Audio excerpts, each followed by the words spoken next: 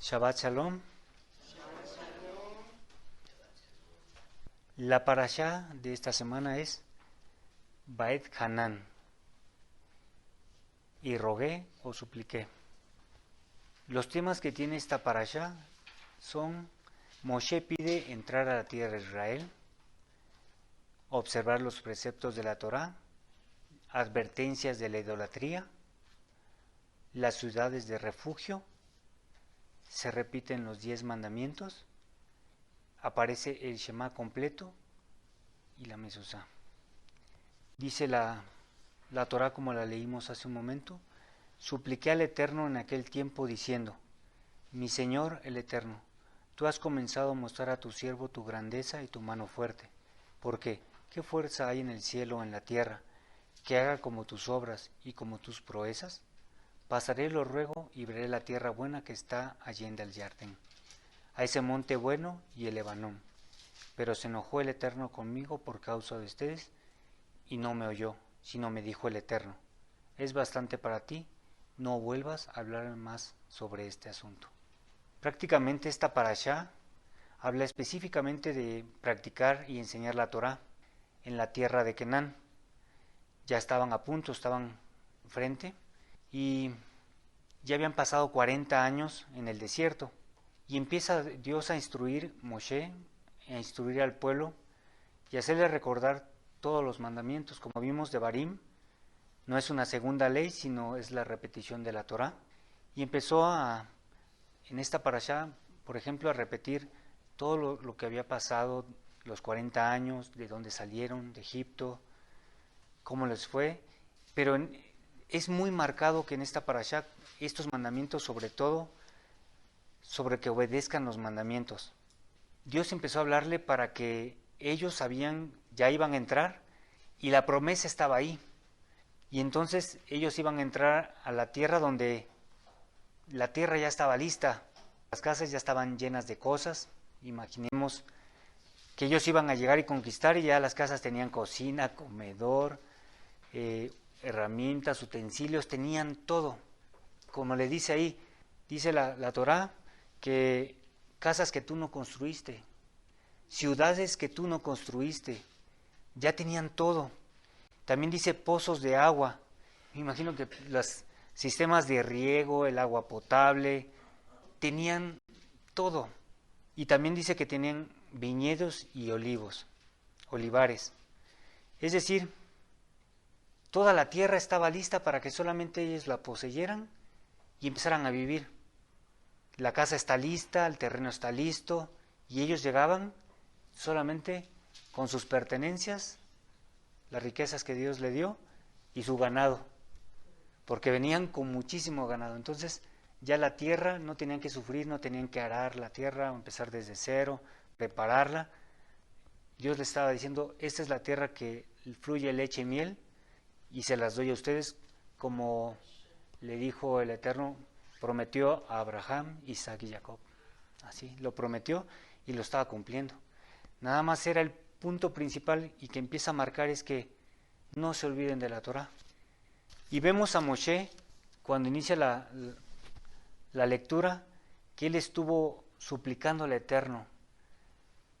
Aquí muestra cómo dice: es bastante para ti, no vuelvas a hablarme más sobre este asunto. Es decir, es como si Moshe estuviera repitiendo el mismo tema hacia Dios: déjame entrar, sé que me equivoqué, pero déjame entrar, y hasta que un momento muestra en un antropomorfismo que Dios se enoja, lo cansó, lo fastidió de tanto: ya no quiero que me vuelvas a tocar este tema. Y no es porque Dios no quisiera que Moshe entrara. Sí, se equivocó, pero también hay un propósito. Moshe estaba por cumplir su propósito, que era haberlos sacado de Egipto y haberlos llevado. Incluso si no se hubieran rebelado, hubiera entrado a la tierra de Canaán hace mucho tiempo, no que divagaron 40 años. Tal vez hubiera entrado, pero así vemos que simplemente Dios dice una cosa y se acata, ¿no? Moshe era un hombre que anhelaba ver la tierra de Canaán, estar ahí. A él, imaginemos cómo le dio la Torá, los 10 mandamientos en el monte Sinaí a Moshe, y después le empezó a dictar no nada más los mandamientos, sino Moshe escribió, le fue dictando el Eterno, Bereshit, toda la historia de cómo inició, porque Moshe, por ejemplo, y vemos a otros personajes, Abraham, a los patriarcas, realmente ellos no eran judíos, hebreos, los que pasaron el río, si no mal recuerdo.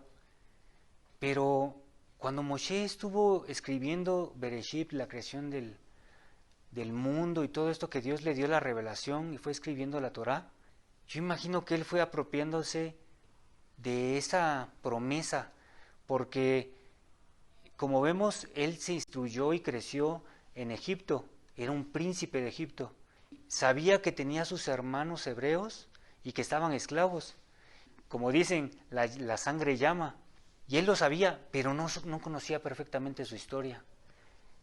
Entonces, en esta parte uno empieza a analizar que el anhelo de Moshe era entrar a esa tierra prometida por toda la historia, todo lo que Dios hizo, las promesas y los pactos que hizo con cada uno de los patriarcas, y que él deseaba entrar y que el pueblo, a pesar de su rebeldía, de sus quejas y todo, él anhelaba que entraran y disfrutaran, porque dice, esa tierra es para que tú la disfrutes, es para ti, para que te alegres, te goces y vivas de ella, de los frutos. Por eso los mensajeros, cuando estuvieron ahí y dieron malas noticias, por eso Dios prometió que esa generación no entraría. Y bueno, Moshe, nuevamente, Moshe era un hombre de rezos, continuamente buscaba hablar con el Eterno, aquí lo demuestra, todo lo consultaba con él, cosa que no sabía, preguntas que le hacían y no sabía, él lo consultaba, meditaba, le decía cuál es lo correcto y Dios le indicaba. Cuando Moshe obedecía al pie de la letra cada una de las indicaciones, iban bien las cosas, pero cuando se interponía sus pensamientos, su emoción o algo pasaba, ¿no? En este caso, como recordamos, él no puede entrar a la tierra de Canaán porque no obedeció el mandamiento de Dios, que era hablarle a la roca, y él en su enojo, en eso, le pegó, ¿no? Y bueno, ya por alguna razón así queda, pero Moshe no dejó, a pesar de eso, de que él ya no podía, sabía que ya no iba a entrar, y a pesar de que lo suplicó, él siguió obedeciendo y él siguió dando los mandamientos. Y en esta última etapa, donde ya van a entrar a la tierra, queda muy marcado que Dios le empieza a dirigir y a mostrar que no se olviden sus leyes y sus mandamientos. Y esta parte a mí me hace pensar, así como Moshe, un hombre grande, obediente, humilde, que también se equivocó, así nos hace pensar a uno que dice, ¿cuántas veces nos hemos equivocado y Dios ha tenido misericordia? ¿Cuántas veces hemos desobedecido sus indicaciones? Porque luego nos dice, tienes que hacer esto y no lo hacemos. ¿Cuántas veces hemos olvidado cada mandamiento o interpuesto nuestro sentir o nuestra opinión? ¿Y cuántas veces hemos prometido algo y no lo cumplimos? Vemos a esta parte como Moshe nos enseña bastante que no porque sea un Dios que ya cometiste un error, viene castigo. No es así, pero sí que uno tiene que llevar la conciencia y estar consciente de que todo lo que hacemos, dice la Escritura, que todo lo que sale de nuestra boca se está escribiendo. Daremos cuentas de cada palabra, y no nada más una palabra, sino también de cada pensamiento, también de cada emoción, de cada sentimiento, porque yo me puedo enojar y no decir nada, pero por dentro estoy diciendo groserías, estoy insultando, me estoy quejando, estoy haciendo algo, y nunca la dije por palabras, pero sí en mi mente y en mi corazón, y de todo eso daremos cuentas. Entonces aquí nos enseña que tenemos que cuidar, que pongamos un análisis continuo, examinarnos siempre de cada pensamiento, de cada emoción, sentimiento, todo lo que sucede en nosotros. Porque probablemente, como no me recuerdo una escritura que decía que, y creo que la mencionaron la parashá anterior o las pasadas, la mencionó en Moré, que aún cuando no decimos nada, los pajarillos van y dicen cuentan lo que dijiste. No recuerdo muy bien el texto, ahorita se me vino a la mente, pero nada queda oculto, aunque nosotros lo tengamos en nuestro interior. Ninguna intención está oculta delante del Eterno. Entonces, aprendamos, nos da un castigo, un juicio, pero nos permite seguir adelante y que tiene una consecuencia, aprendamos a no volvernos a equivocar. Hay una promesa que el Eterno nos dio de llegar al Olam Jabá. Todos anhelamos llegar al Olam Jabá, no sabemos cómo estará, pero que si así les prometió la tierra prometida y que fluía leche y miel, ¿qué no será el Olam Jabá? Y muchos lo anhelan, lo desean, pero también cometemos ciertos pecados o ciertas cosas que retrasamos, por así decirlo, el que no podamos verlo. Unos tienen el tiempo limitado en esta tierra, es decir, cumplen su propósito en este tiempo y no verán el Olam Jabá. Pero después de la muerte vendrá la vida y vendrá el Olam Jabá. Y otros la anhelan tanto que quisieran que en su propia vida viniera el Olam Jabá. Lo importante es caminar con el deseo y el anhelo de llegar a esa tierra prometida, al Olam Jabá, pero cuidando el corazón, como lo dice la Torá, y otros también desean y anhelan ver al Mashiach, al Mesías. Como dicen los escritos, que la mala interpretación, que vendrá en un caballo blanco y todas estas figuras, pero se anhela el poder mirar al Mesías viniendo por segunda vez a la tierra y reinando. Ese es un anhelo. Una cosa es, sabes que tu esperanza estará en el Olam Jabá, pero otra es que tú veas con tus propios ojos al enviado de Dios y que reine, y que veas cómo se establece el reino de Dios en la tierra. Eso es otro anhelo, ¿no? Pero bueno, Dios sabe por qué. Recordemos cómo le decía los Talmidim, le decían a Yeshua en Lucas 23, le decían, ¿y cómo serán los tiempos finales? No es tanto el arrebatamiento, el infierno y todo, sino porque la esperanza de que volverías el reino de Dios a eso, y vendrían caos, calamidades, y lo describe. Pero el anhelo de ver el reino de Dios en la tierra, ese es el fundamento, no tanto el miedo hacia lo que vendrá, la carencia, problemas, enfermedades, porque si Dios guardó a su pueblo aún en desobediencia, lo guardó y lo cuidó en el desierto, también lo hará con nosotros, donde quiera que estemos, ¿no?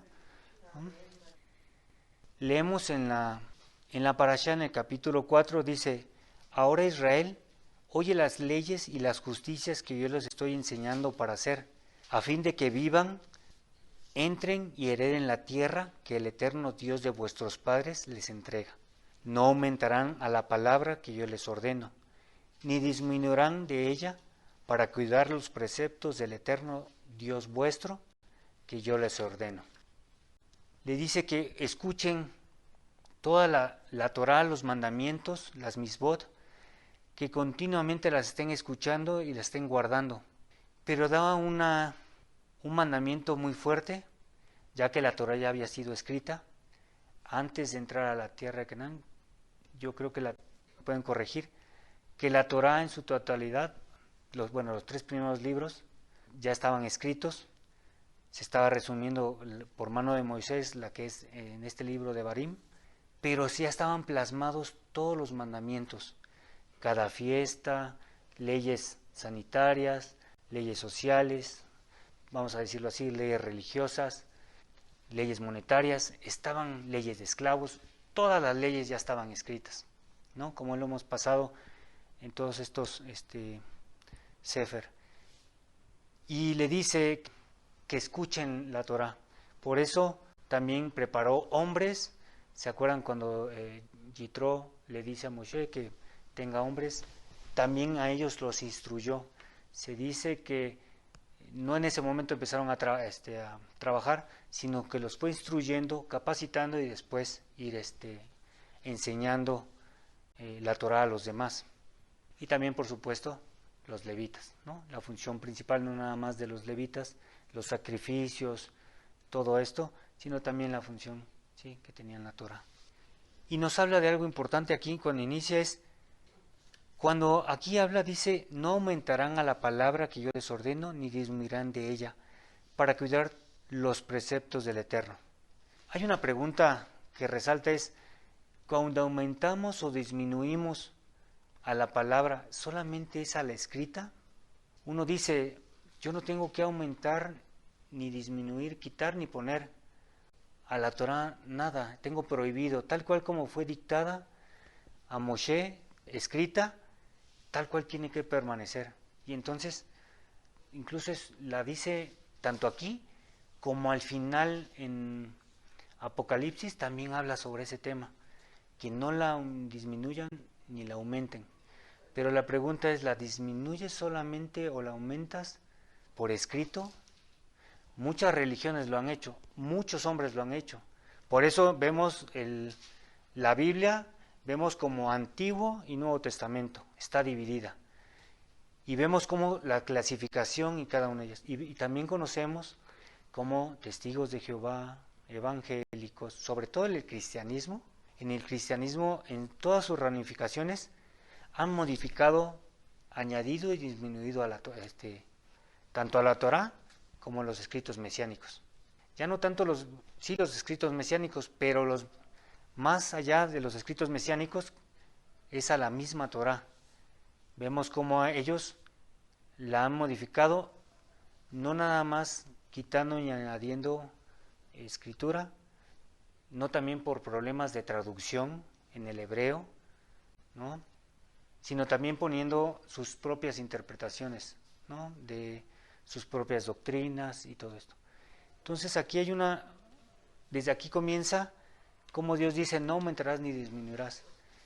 Vemos en la historia cómo la Torá y cómo toda la Biblia ha sido modificada por escrito, porque también ha sido por idiomas, la traduces. Me acuerdo mucho de cómo, no me recuerdo si era Lima, Perú, una parte de ahí, en esa zona, que iban a evangelizar, pero la traducción que llevaban del Nuevo Testamento, empezaron con, no me recuerdo si era Mateo, para el idioma de los nativos indígenas, empezaron a utilizar, en vez de, por ejemplo, pan, ponían una papa. Lo que hacían era que, en vez de darle escritura a su entender, como no conocían, por ejemplo, vamos a dar un ejemplo, de la nieve, cosas que se viven en Israel, que hay frutos que hay en Israel que no conocemos en otros lugares, las modificaron para ponerlas, para darse a entender a quienes estaban evangelizando. Y el pan lo cambiaron por papa, porque allá se daba mucho la papa. Pero que modifican y están añadiendo. Si eso lo hicieron en el Nuevo Testamento, ¿qué habrán hecho con la Torá, no? Como ellos le llaman el Antiguo Testamento. Y modificar la Torá, no nada más, por eso me hice la pregunta, si nada más es lo escrito, también puede ser de otra manera. Dice, no aumentarán la palabra que yo les ordeno. Y vamos a ver unas citas. Veamos Marcos 7:11. Desde el versículo 10 lo voy a leer. Porque Moshe dijo, honra a tu padre y a tu madre, y el que injure a padre o a madre morirá irremisiblemente. Sin embargo, ustedes dicen, si alguien dice a su padre o a su madre, es mi ofrenda lo que tú puedas obtener de mí, y no lo dejan hacer algo por su padre o su madre. De este modo rechazan la palabra de Dios a causa de la tradición que ustedes han transmitido, y muchas cosas parecidas a estas hacen. ¿Qué quiero decir con esto? Por ejemplo, aquí el mandamiento es que tú honres a tu padre y a tu madre y lo tienes que hacer, pero tú pones una tradición, una ofrenda diciendo, si a ti es tu obligación lavar los trastes en casa, lo tienes que hacer, apoyar en la familia, hacer el aseo, compromisos así. Tú ya lo pones como, si ayudo a mi papá o ayudo a lavar los trastes, ya es una ofrenda a Dios. No pongas cosas que te llevan a, que son ofrendas cuando es tu obligación hacer, como padre, como hijo, como esposo, y también que no puedes hacer ciertas cosas porque te empiezas a restringir a ti mismo, porque tú ya tienes que crecer espiritualmente, tienes que hacer cosas espirituales y tú ya no te puedes meter en lo mundano. Y no puede ser así. Vemos en los ultraortodoxos que los hombres ni siquiera se meten en la cocina, ni siquiera se meten en otras cosas. Y toda la carga y el trabajo está hacia la mujer. Y tú, hombre, solamente te tienes que dedicar al estudio, a algo. No, de ti depende también la educación. Por eso vemos aquí esta enseñanza que dice, en la parashá dice, y enséñala a tus hijos y a los hijos de tus hijos. Es que te tienes que involucrar. No pongas tradiciones que hagan que piensas que son para Dios y no haces nada. Dice también en Mateo 6:5, cuando reces, no seas como los hipócritas, porque a ellos les gusta ponerse de pie en las sinagogas y en las esquinas de las calles para rezar y ser vistos por los hombres. De cierto les digo que ya han recibido su recompensa. Y aquí vemos cómo muestra también esto es de que no hagamos más cosas religiosas de las que no son. A veces exageramos o se exagera, añadimos más allá. Si la Torah dice que busques a Dios con todo tu corazón, que lo busques temprano, por la tarde, por la noche, vemos cómo los rezos, la minjá, sheharit, en la mañana, en la tarde y en la noche, y no hagas más allá de lo que lo hagas religioso. Vemos que a veces nos tomamos tradiciones de cómo hacer los rezos, mire, me pasó en una ocasión, a veces tenemos personas que no saben cómo hacer el rezo, cómo ponerse el talit o algo. Lo más importante es que tú le enseñes a la persona cómo hacerlo, cómo llevarlo a cabo, a que tú te encierres y hagas la tradición de hacerlo con el protocolo de cómo ponerte el talit. Lo importante es que tú aprendas, pero también enseñes a otros. A solas tú lo harás con la forma que a ti te guste, como tú te acomodes, pero no hagas algo. Si te vas a poner, el mandamiento es, tengamos los tzitzit. El talit está añadido. Básicamente, lo que tiene que verse son los tzitzit. Ya lo demás, el manto, ya es para que puedan colgar, para que puedan sostenerse y mirarlos. Y ya nos enseñan los sabios y el Talmud cómo poner las reglas de cómo ponérselo. Y difieren en muchos cómo se lo tienen que poner. Pero lo importante es que tú guardes tu corazón y obedezcas que tienes que guardar talit, que veas los tzitzit. Te pones los tzitzit y guardas el mandamiento de mirarlos y recordar los mandamientos. Y que estés enseñándolo a otros. Ahí dice, enséñalo a tus hijos y a los hijos de tus hijos, pero también tiene que ver con el prójimo, también lo enseñas al prójimo. Entonces no hagamos, lo que quiero decir es que el Mesías les dice, tú te pones para que te vean los demás, no seas fantoche, hazlo por obediencia, pero no seas un presumido. Recuerdo mucho cuando luego los pastores se ponían los talit y andaban con el talit todo el día, paseándolo y moviendo, y ya se creen santos, y ya creen que tiene poder el talit, y hasta hacer liberaciones. Es ridículo, y el talit solamente es para que para ti de forma individual reces al Eterno, y después de que lo ocupas lo guardas. Pero ridículos haciendo el talit, y ya son delante de los ciegos, hombres poderosos, ministradores, hacedores de milagros, azotando el talit para liberar a alguien, o sea, faltando el respeto a lo que es un talit, ¿no? Lo que traen los mandamientos. Bueno, también dice en Mateo 23:1, dirigiéndose Yeshua después a la multitud y a sus discípulos, les dijo, en la cátedra de Moshe se sientan los escribas y los fariseos.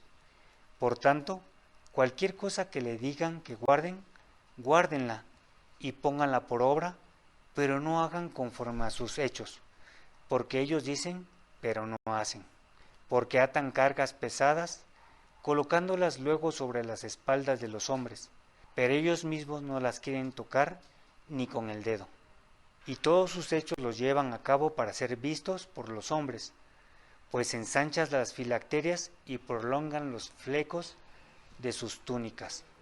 Dice algo Yeshua, dice, cuando te sientes en la cátedra, es decir, cuando estés en la Keila, la sinagoga, y estés escuchando la parashá, lo que te están enseñando, guárdalo, porque te están enseñando Torah, te están enseñando los mandamientos, cada precepto, cada ley.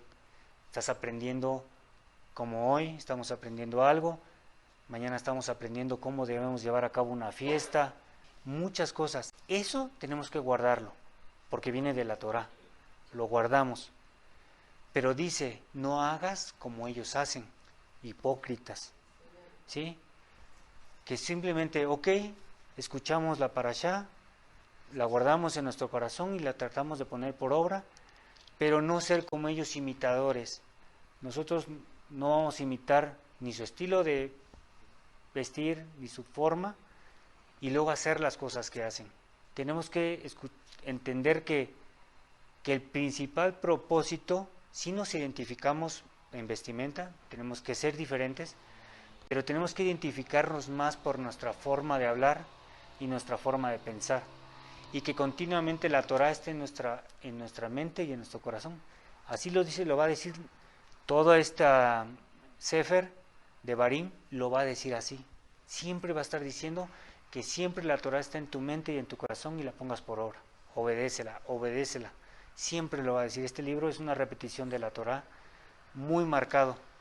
Y vemos ahí cómo pueden aumentar reglas, cargas, y puedes hacer algo, pero también la puedes disminuir. Y aquí omiten las palabras, las borran de la Torah, pero también sucede algo que a nosotros nos pasó. Nosotros conocimos del Eterno en otras religiones y ellos omitieron muchísimas cosas. Aquí dice, no disminuyas. Dice, no se debe omitir ningún mandamiento, ordenanza e incluso su contenido. Y recordemos, fiestas anuales, ¿qué conocíamos nosotros? Yom Kippur, Yom Teruah, Sukkot, todas esas. ¿Qué sabíamos nosotros de Shabbat? Lo hacíamos en domingo. De la idolatría, ¿qué sabíamos nosotros? Que había un pacto de circuncisión en la carne y en el corazón. No sabíamos. ¿Qué sabíamos? Que había un Shema que decía que un único Dios. ¿Qué sabíamos? Que se celebraba el inicio de mes. No lo sabíamos. Y eso me hace reflexionar en algo. Damos gracias al Eterno que nos sacó, nos abrió los ojos, pero dice, ¿en qué problema más grande se han metido los cristianos? ¿Qué gran problema? ¿Cómo se justificarán delante del Eterno cuando estén frente al Mesías? Porque recordemos que ellos, por ejemplo, el pacto de la circuncisión ya no existe. Ahora está el bautismo. Y las fiestas ya no se hacen, la Pascua a su manera y muchas cosas más. Qué gran problema, porque disminuyeron, quitaron los mandamientos y los enseñaron. Qué gran problema. Digo, uno está pidiendo por sus familiares y amigos, pero sí, cada vez que uno empieza a escudriñar más la Torah, se da cuenta de cómo Dios te dio la responsabilidad de, uno, tú obedecer, y dos, enseñarla, para que otros salgan de las mentiras donde están. Dice en Mateo 21-23, cuando yo leía esta parte, porque habla el Mesías, cuando yo leía esta parte siempre me quedaba con muchas dudas, o por qué lo decía, por qué hablaba de esto. Y dice, no todo el que me diga, Señor mío, entrará en el reino de los cielos, sino el que haga la voluntad de mi Padre que está en el cielo.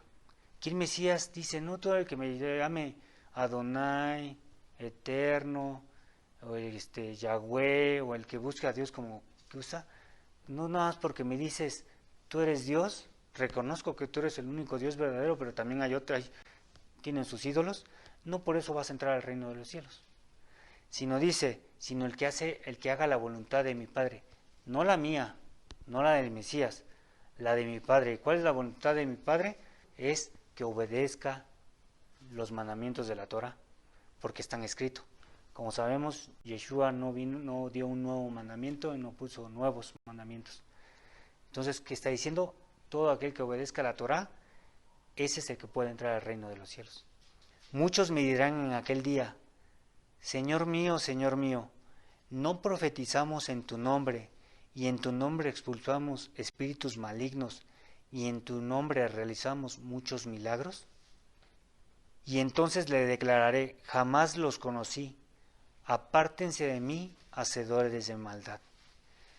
Y eso me llamaba mucho la atención, porque no supuestamente por la Trinidad ya habían recibido a Yeshua en su corazón, ya estaban limpios y ya se había hecho un nuevo pacto y ya tienen libre acceso con una relación con Dios y Dios los empieza a guiar. ¿Qué sucede con esto que le estaba diciendo el Mesías? Cuando les dice, si en tu nombre profetizamos, o sea, hubo revelación de Dios y les dijo cosas y se cumplían. Y en tu nombre echamos fuera demonios y todo eso, y sucedía. O sea, lo vemos como la gente sale liberada. Y en tu nombre hicimos muchos milagros, sanidades, prodigios y todo esto. Y la gente va tras de eso, tras las señales. Y al final el Mesías les dice, nunca os conocí, hacedores de maldad. Porque esta palabra yo no la entendía hasta que pasa estudiando la Torah. Dices la voluntad, el que haga la voluntad de mi Padre. Si entonces yo no estoy guardando mandamientos y me he olvidado de cada uno de los preceptos y ordenanzas que dejó el Eterno, y por ejemplo el más común es Shabbat y las fiestas, que es lo más común que se rigen por una fecha, entonces no importa lo que yo haga, lo que suceda, al final no entran al reino de los cielos, pero nunca se conocieron como hizo Moshe, cara a cara. Lo que hacen los mandamientos es que cada uno de nosotros vaya conociendo de forma figurativa, que vayamos conociendo a Dios cara a cara. Tener el conocimiento del amor que nos tiene Dios y cómo nos dirige y cómo quiere lo bueno para nosotros, ¿no? Y cómo va corrigiendo nuestras vidas. Dice Devarim 4, capítulo 4, versículo 9, solamente cuídate y cuida tu alma mucho, para que no olvides las cosas que han visto tus ojos, y para que no se aparten de tu corazón todos los días de tu vida, y las harás saber a tus hijos y a los hijos de tus hijos. Es la parte que les comentaba. Pero dice, cuídate y cuida tu alma. Simplemente lo encerraría en una sola palabra. Diría solamente cuídate a ti mismo y listo. Pero dice, cuídate y cuida tu alma. Y para mí me hace entender dos cosas. Cuídate de forma externa. La influencia y los problemas externos. ¿Cuántas veces han sido la gente estorbo para que no podamos obedecer un mandamiento? Que nos interrumpen en Shabbat, que no podemos venir porque la familia está diciendo, no importa que faltes un día, un sábado, vamos a festejar con la abuela, o no sé, pero cosas externas que hacen que yo no pueda guardar un mandamiento. Por eso cuídate de forma externa y después dice, cuida tu alma de ti mismo. Nosotros tenemos el problema del Yetzer Hara, de la mala inclinación, que hace que la flojera, el cansancio, ahora muy conocido postergar o algo así, ya no dicen doble ánimo, ya no es doble ánimo, ahora es otra palabra que implica lo mismo, que seas desobligado, indisciplinado, que no seas esforzado, que no seas valiente. Ahora le llaman así. Pero dice, cuida tu alma, ahora cuídate, cuida tu alma, cuídate de ti mismo, porque también nosotros nos engañamos a nosotros mismos. Nosotros nos ponemos excusas, ¿no? Para rezar, para leer, para hacer las cosas. Y entonces esto habla de que te examines a ti mismo. Examines lo que está sucediendo en tu corazón, en tu mente, de que sabes hacia dónde van orientados tus sentimientos, hacia dónde te estás inclinando, por qué lo estás haciendo, pero también los factores externos. Porque también si mi falta de carácter, yo sé que no tengo buen carácter, no tengo ese dominio propio o esa fuerza de voluntad, pues una cosa externa me va a decir, no, tienes que ir con nosotros, el del trabajo, y tú vas a decir, no, pues sí, es trabajo, sí es cierto, tengo que cumplir con mi trabajo. Y entonces no pones el carácter, por así decirlo, a veces no se puede, ¿no? Hay que trabajar. Hay reglas, desafortunadamente, en el mundo. Pero habla mucho de esta parte. Y vemos que en esta parte de la escritura en adelante, al leer la parashá, habla no solamente en este versículo, sino en el versículo 15, capítulo 4, versículo 15, también dicen, cuidarán ustedes mucho a vuestras almas, porque no han visto ninguna figura en el día que han hablado al Eterno, a ustedes en Horeb, del medio del fuego. Y aquí empieza a mostrarles que se cuide mucho de la idolatría. Esta parte en lo que siguen los siguientes versículos habla mucho de la idolatría.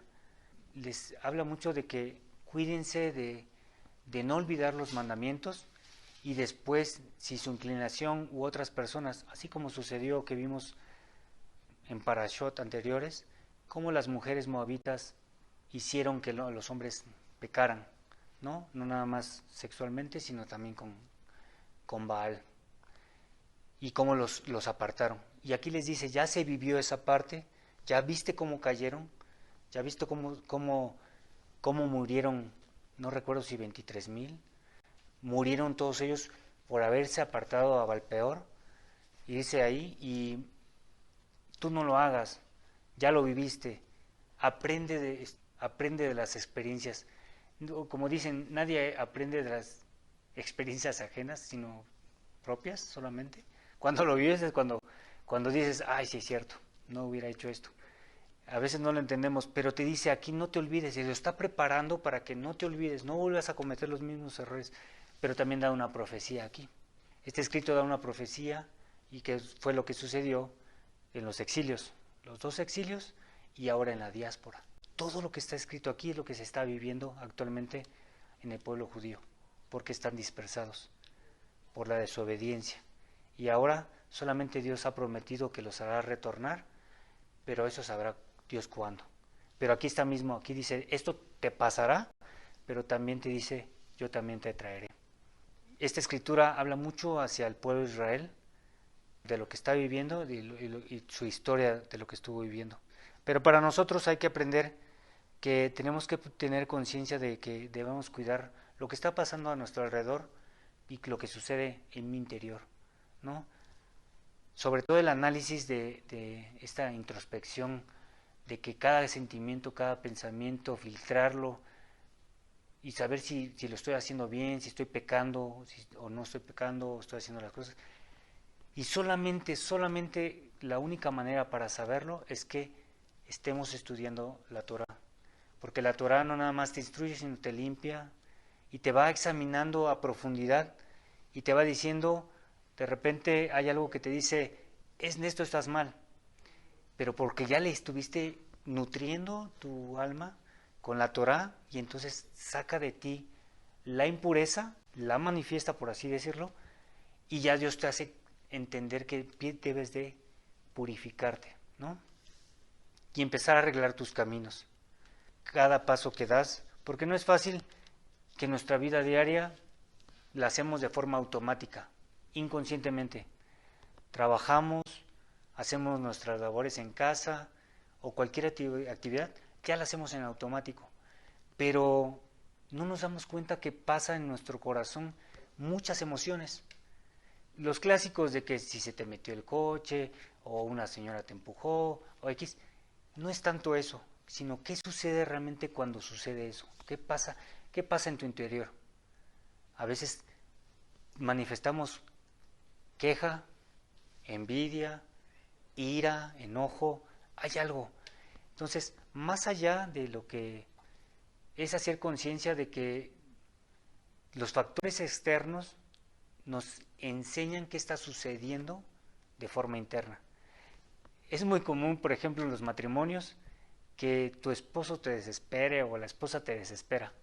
No es porque ella esté mal, es que está sacando algo de ti, que tú tienes. Te está mostrando, es el reflejo, tu pareja es el reflejo de lo que tú tienes, tú quién eres. Y lo importante, ya que lo sacó, es que tú lo analices y tú empieces a cambiar. No por esa persona, por ti mismo. Porque al final el que tiene que crecer eres tú. Y así lo vemos en el trabajo, en el camino y en todas nuestras labores, en cada una de ellas. Y por eso, como conclusión, creo que ya la dije, como conclusión tenemos que ver nuestras prioridades. Lo importante es nuestra familia y todo, pero la prioridad es que uno debe atenderse y cuidarse a sí mismo. Uno debe enfocarse diariamente a lo que uno hace. De forma automática ya no. Si hay que planear la vida, hay que agendar las cosas, hay que realizar actividades, pero hay que poner prioridad siempre a cada una de ellas. Enfocarnos al objetivo que yo quiero. ¿Cuáles son mis metas? Mi meta es, yo quiero crecer, no nada más en conocimiento, porque si yo conozco, como nos decía Moré, yo puedo conocer la Torá de pies a cabeza, pero pues si no actúo, si no hago las cosas correctas, si yo me sigo peleando con mis papás o desobedeciendo o no inculco a mis hijos bien, o no sé, son tantos temas que cada familia tiene sus cosas. Si no lo hago por mí, si no me pongo esas metas a corto, mediano plazo, así, y no empiezo a trabajar conmigo, no puedo hacer nada. Y la parte fundamental pareciera que es que me levanto en la mañana y hacer las cosas bien, nosotros pedirle al Eterno, pero sobre todo instruirnos en su palabra, estar meditando en ella y ver si esa palabra que me trae para mí y empezar a analizar paso a paso qué es lo que estoy haciendo. Es pesado y es cansado, sí, porque requiere no nada más un esfuerzo físico, sino un esfuerzo mental, y es una lucha espiritual, porque lo que estás haciendo tú es transformar tu vida, y eso es muy cansado, es muy agotador. Incluso para tu mente busca el divagar ya en otra cosa, que tú te mantengas a ti mismo analizándote cómo eres, qué te afecta, cómo debe de ser, qué dice la Torá, y todo ese procedimiento, todos esos pasos es muy cansado. Uno quiere crecer espiritualmente y no puedes estar, y uno no se puede enclaustrar mucho tiempo en esa parte porque también es agotador. Nadie puede vivir espiritualmente. Así como nos lo habían enseñado antes, que tienes que tener tu vida espiritual y toda enfocada en espiritualmente. No, tienes que vivir en la tierra, tienes que hacer tus actividades y aparte es agotador. No puedes pasarte rezando 5 horas, 6 horas, 7 horas por crecer espiritualmente, por tener esa conexión con Dios. No se puede, es agotador. Es imposible. Solamente el Mesías, Moshe, el que tiene un propósito y un llamado. Y nosotros solamente, lo único que, como dice, no los apartes de este mundo, sino guárdalos del mal, que tengamos que aprender en nuestro núcleo, en nuestra localidad, caminar de la forma correcta y enseñar a nuestros hijos, ¿no? A nuestros familiares. Si Dios nos permite, provocar a celos a su pueblo. Estrechar lazos y que también vean la obediencia, que no importa que nosotros no seamos judíos de sangre, pero que tenemos la obediencia y el amor por la Torah y que también queremos crecer.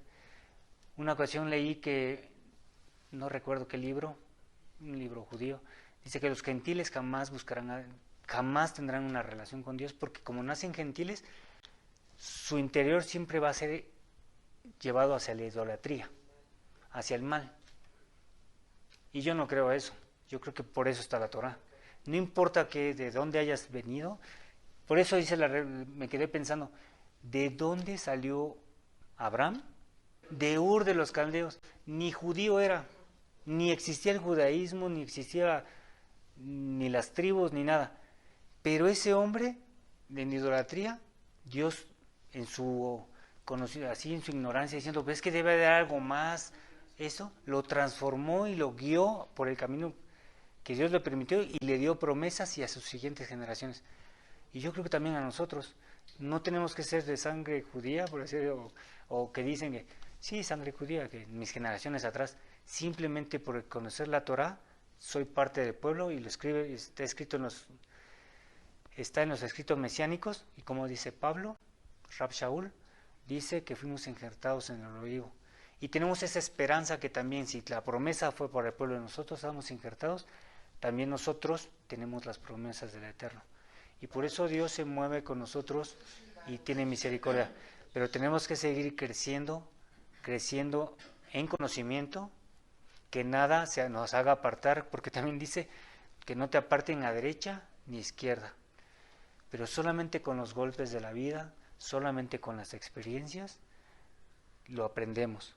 Pero es más sabio que te lo escuches y lo obedezcas a que vayas, tropieces o caigas y aprendas la lección. Es mejor que Dios nos guíe para poder aprender solamente conociendo las instrucciones de la Torah. Son menos golpes, menos tragedias, no salen lastimados otras personas y mucho más. Pero a veces Dios nos enseña, ¿no? Dios enseña y tenemos que vivirlo. Y ese es el mensaje que tiene el Eterno para esta parasha.